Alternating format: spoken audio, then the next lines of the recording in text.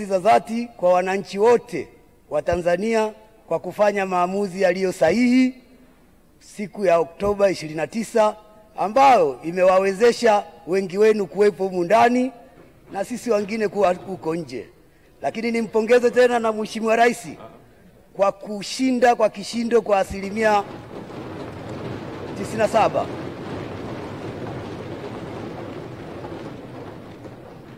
Na wakumbusha mliambiwa msishangilie. Mheshimiwa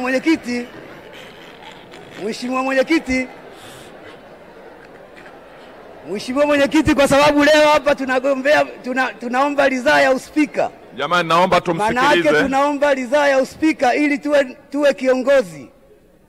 Tuwe kiongozi mmoja wapo katika bunge hili. Mimi nitajikita katika neno kiongozi.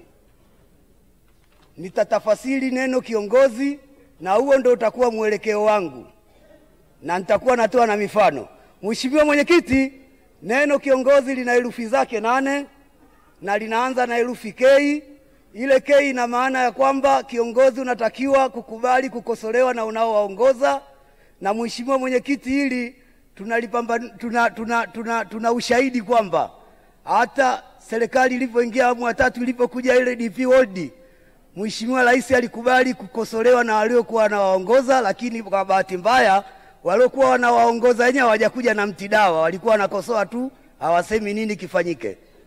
Mheshimiwa Mwenyekiti, herufi ya pili ni herufi I. Ina maana ya kuwa ijue tabia ya watu unawaongoza. Na Mheshimiwa Mwenyekiti, wote hapa ni mashahidi. Kwa Mheshimiwa Rais alipokuwa anajua tabia zetu sisi anaotuongoza, siku ile ya tarehe 3 baada ya kuapishwa na kutoa ile lockdown, watu wote walishangilia na maisha yameendelea. Mheshimiwa Mwenyekiti, herufi ya 3 ni herufi O. Herufi O ile ina maana ya kwamba onesha kwa vitendo. Unapotaka kiongozi kufanya jambo, basi wewe mstari wa kwanza kuonesha kwa vitendo.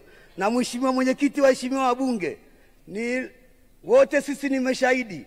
Mheshimiwa Rais alipokuja wakati anaongoza awamu ya 6 tulikuwa na COVID. Alipotaka watalii waje, alikuja na Royal Tour. Maana yake ile sasa alikuwa anasema, alikuwa ameonyesha kwa vitendo. Mheshimiwa Mwenyekiti, herufi nyingine ni herufi N.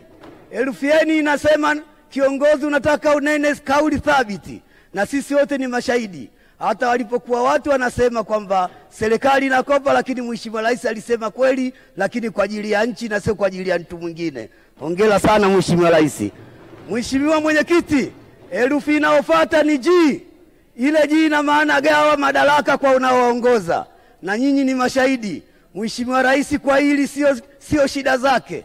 Alimgawia madaraka Mheshimiwa Popa kakayaacha mwenyewe kule Arusha. Na naamini hata mimi kama kula zikutosha naweza kugaiwa vile vile. Mheshimiwa Mwenyekiti, herufi inayofuata ni herufi O. Herufi O hii inasema ondoa uonevu kwa unaowaongoza. Mheshimiwa Mwenyekiti, wote sisi ni mashahidi. Mheshimiwa Rais alipoingia baada ya kuona manunguniko akaleta tume haki za jinai. Tume ya jinai. Na sisi leo wote tunasema hapa hakuna kukamatwa na polisi mpaka uchunguzwe. Manunguniko yameondoka na mambo yanaenda vizuri. Lakini Mheshimiwa Mwenyekiti, inafuata ile herufi Z. Zuia migogoro kwa unaowaongoza.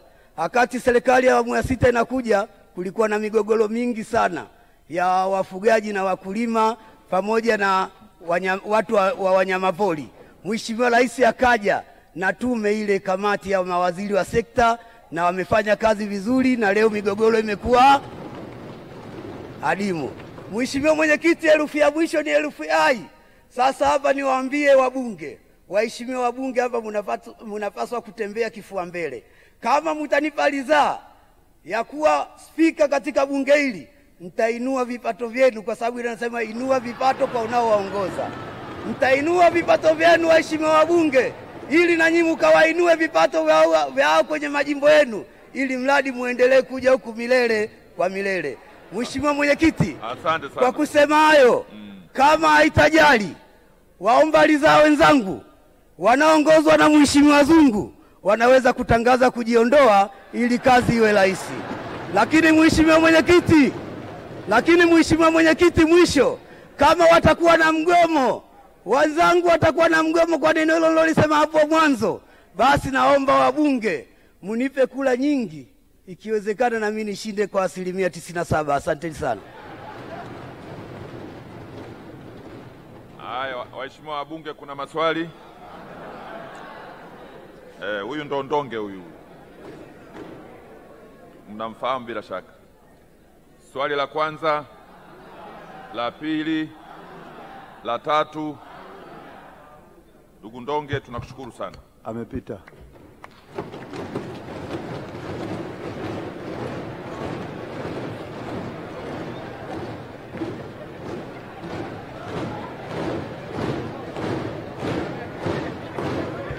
Amepita.